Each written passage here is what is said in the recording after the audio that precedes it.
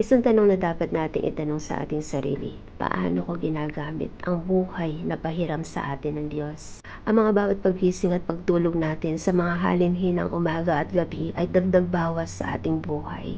Isang paalala na araw-araw ay palayo na tayo ng palayo mula sa ating pagkabata. Hindi natin ito namamalayan sapagkat abala ang ating puso at isipan sa mga bagay na nais lamang nating pagkaabalahan. Hindi naman nalilingid sa bawat isa sa atin na ang pinagmumulan ng ating bawat hininga ay mula sa Diyos at Siya ang tanging nakakaalam ng ating hangganan. Bago pa tayo datnan, nung sandaling yon na hindi natin inaasahan, ay simulan na nating buuin ang mundong pinagpira-piraso natin. Habang may panahon ka pa, samantalahin mo na makipagmalasakitan, makipagkaunawaan, makipagpatawaran, makipagmahalan, at makipagpaangatan sa bawat isa. Alam mo, sa totoo lang, napakahirap itong gawin, lalo na kung nagkaugat-ugat na yung mga itinanim mong galit, inggit, pait, pride, negativity.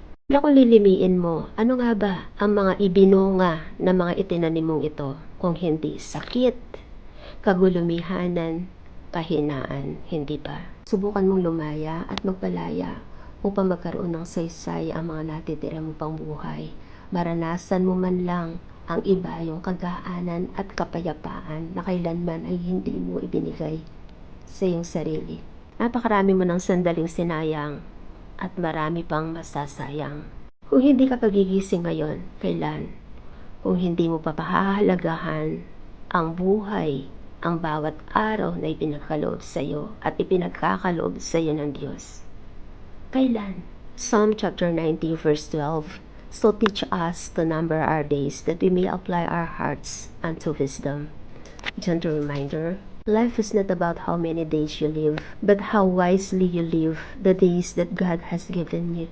Ask God in prayer for wisdom to make every day meaningful, purposeful, and pleasing to Him. Have a blessed and a wonderful day. God bless you.